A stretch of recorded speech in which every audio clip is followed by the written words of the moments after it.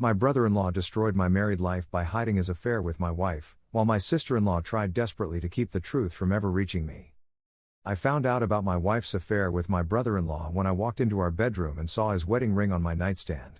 Not his phone. Not some text message. His actual wedding ring, the one my sister had bought him 3 years ago when they got married. Sarah was in the shower. I could hear the water running, could hear her humming some song I didn't recognize. The ring sat there on the wood like a confession, catching the afternoon light that streamed through our bedroom window. My hands started shaking before my brain even processed what I was looking at. We'd been married for 8 years. Good years, I thought. Sarah worked as a nurse, I did construction, and we had our little house with the blue shutters that she'd painted herself. We hosted family dinners every Sunday. My sister Emma and her husband Jake would come over with their 2 kids. Sarah would make her famous lasagna. The kids would run around our backyard while the adults drank wine and talked about normal things, work, the weather, weekend plans. Jake had been my friend before he ever met Emma. We'd grown up in the same neighborhood, played baseball together in high school. When he started dating my sister, it felt natural. Like our families were meant to be connected. I was his best man at their wedding. He was mine. The shower turned off. I heard Sarah moving around in there, probably doing her hair routine that took forever. I picked up the ring and turned it over in my palm. It was warm, like it had been recently removed. The inscription inside read E and J forever, Emma and Jake forever. My sister's romantic gesture, now a piece of evidence sitting in my bedroom. I'd been blind to it. Completely, stupidly blind. The way Jake started coming over more often when I wasn't home. How Sarah suddenly knew things about my work schedule that I'd only told Emma. The way they both got quiet when I walked into the room.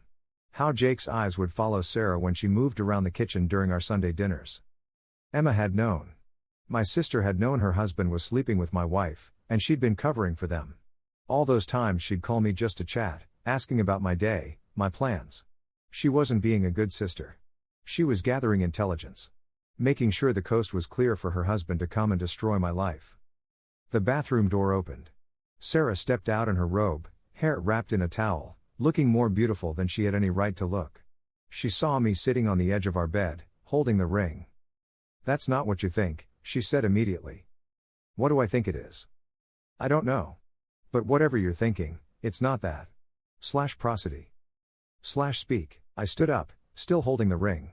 "Jake left his wedding ring in our bedroom, Sarah. In our bedroom. Next to our bed. Tell me what I should think that is." She opened her mouth, closed it, and opened it again. I watched her try on different lies, testing them out in her head before discarding them. I'd never seen her scramble like that before. In 8 years of marriage, Sarah had always been quick with words, always had an explanation ready. Not this time. "How long?" I asked. "It's not. We didn't." "How long, Sarah?" She sat down on the little chair by her vanity, the one where she did her makeup every morning. The towel around her hair started to slip. 6 months. 6 months. Half a year of Sunday dinners where I'd sat across from my brother-in-law, passing him the bread, laughing at his jokes, while he was coming to my house on Wednesdays when I worked late. 6 months of Emma hugging me goodbye at the end of those dinners, telling me to drive safely, knowing she was protecting the man who was dismantling my marriage one Wednesday at a time. "Emma knows?" Sarah nodded without looking at me. "And she's been helping you hide it?" Another nod. "I'm the ring at the wall." It made a tiny sound when it hit, nothing dramatic. Just a small metal ping and then silence. Sarah flinched like I'd thrown it at her. "Get out," I said. "This is my house too. Get out of this room. Get out of my sight. I can't look at you right now." She stood up, the towel falling off her hair completely now. "We can fix this. We can go to counseling. We can. We can't do anything. There is no we anymore." I walked out of the bedroom, and she didn't follow me. I went to the kitchen and called my lawyer. Then I called my mom. Then I sat at our kitchen table, the one where Jake had eaten Sunday dinner just 3 days earlier, and stared at the wall until it got dark outside. When I finally went back upstairs, Sarah was gone. So were her clothes, her toothbrush, her half of our life. She'd left Jake's ring on the nightstand where I'd found it. Like she couldn't be bothered to return it to him herself. I picked up my phone and called Emma. "Hey, how are you? I know about Jake and Sarah." Silence. "Emma? I'm so sorry." Her voice was barely a whisper. "I wanted to tell you so many times. I tried to get them to stop. I begged Jake to end it. But you never told me. I couldn't destroy 2 marriages. I couldn't you like that. You didn't tell me. They did. You just watched it happen." I hung up and blocked both their numbers. Then I changed the locks on my house and went to bed in the guest room because I couldn't stand to sleep in the bed where my brother-in-law had been with my wife. The next morning, I filed for divorce. The divorce took 4 months to finalize. Sarah fought me on everything: the house, the savings, even my grandmother's china set that she'd never cared about before. Her lawyer kept pushing for reconciliation meetings, couples therapy, anything to drag the process out longer. My lawyer told me she was probably hoping I'd change my mind, that I'd forgive her if she just bought enough time. I didn't change my mind. Jake moved out of Emma's house 2 weeks after I confronted them. Emma called me crying, begging me to talk to him, to convince him to come home to his kids. I told her that I was rich, asking me to save her marriage after she'd helped destroy mine. She hung up on me. The whole family took sides. Our parents tried to stay neutral at first, hosting separate dinners, inviting me on Sundays and Sarah on Wednesdays, like we were divorced relatives they had to manage during holidays. But Sarah was good at playing the victim. She told them I'd thrown her out without listening, that I'd refused counseling, that I was being vindictive and cruel. My mom started leaving voicemails about forgiveness and second chances. My dad stopped calling altogether. Emma filed for divorce 3 months after I did. Jake had moved in with Sarah by then, renting a little apartment across town. He'd lost his job when word got around about what he'd done. Small towns don't forgive that kind of betrayal easily, especially when it involves family. Sarah kept working at the hospital, but I heard through mutual friends that her coworkers treated her differently now. Nurses talk, and everyone knew. I found out they'd been meeting at the apartment Jake grew up in. His parents had moved to Florida 2 years earlier, leaving the house empty except when Jake needed somewhere to take my wife. They'd been using his childhood bedroom, the same room where we'd played video games as teenagers, where he'd cried to me about his first heartbreak when we were 17. The worst part wasn't even it was learning how they'd planned around me. Sarah had convinced me to take on extra shifts at the construction site, telling me we needed the money for a vacation we'd been planning. She'd encouraged me to join a bowling league on Thursday nights, saying I needed more friends outside of work. Every suggestion she'd made for months had been designed to give them more time together.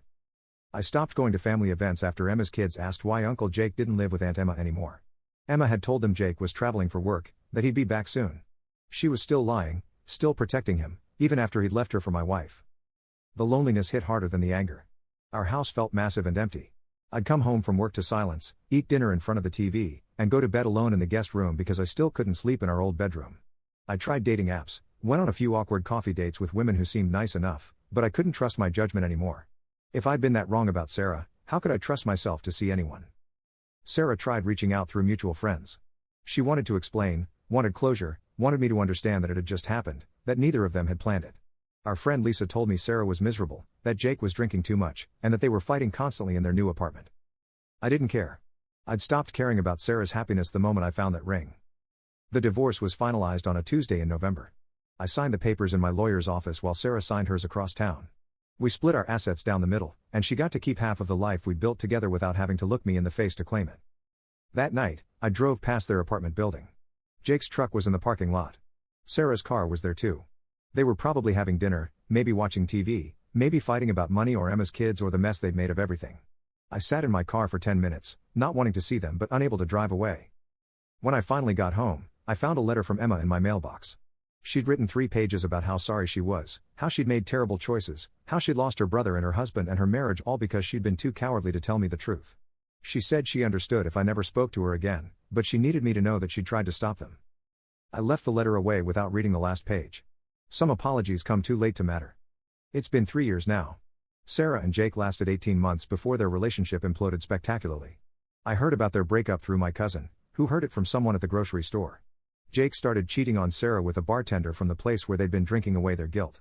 Sarah came home early from a shift and found them together in the same bed where she'd betrayed me. The irony would be funny if it weren't so pathetic. Emma got remarried last year to a guy from her book club. Someone stable, she told our mutual friends. Someone who doesn't lie. She kept Jake's last name for the kids, but moved them 2 towns over to start fresh. She sends me birthday cards now, careful little notes that never mention the past. I don't respond, but I don't throw them away either. Jake moved back in with his parents in Florida. Lost his apartment, lost his job, and lost his kids, who see him every other weekend if he can afford the plane ticket north. He sent me a Facebook message once, around the 2-year mark, wanting to meet for coffee and explain his side of things. I deleted it without reading it completely. Sarah works at a different hospital now, in a different part of the state. She had to pay to get hired somewhere that didn't know about the scandal. She lives alone in a studio apartment and drives a 10-year-old Honda that breaks down twice a month. I know because my cousin's wife sees her sometimes at the mechanic's shop. I rebuilt my life slowly, carefully. Bought a smaller house with a better view. Started dating a teacher named Rebecca who doesn't know the details of my divorce, just that it ended badly and I'd rather not discuss it. She's patient with my trust issues, doesn't push when I need space, doesn't ask why I get quiet sometimes during family gatherings. But I'll never be the same person I was before. That version of me died the day I found Jake's ring in my bedroom. The new me is more careful, more guarded, slower to open up. I don't host family dinners anymore. I don't have a best friend. I don't believe people when they tell me things are going well. Last month, I ran into Sarah at a gas station. She was pumping gas into that broken down Honda, wearing scrubs that had seen better days. She looked older, tired in a way that makeup couldn't hide. Our eyes met across the parking lot, and for a second, I thought she might wave or say something. She looked away and got back in her car without filling up her tank completely. I stood there watching her drive away, thinking about how she'd thrown away 8 years of marriage, a beautiful house, a family that loved her, financial security, and my trust for 6 months of Wednesday afternoons with a man who'd thrown her away the minute someone newer and more exciting came along. Some mistakes cost more than you can ever pay back, and some choices echo louder than you'll ever be able to silence. I learned that lesson by watching someone else learn it first, and now I sleep alone in a house where no one will ever betray me again because I'll never trust anyone enough to give them the chance. The worst part isn't that she destroyed our marriage. The worst part is that she destroyed my ability to believe in marriage at all.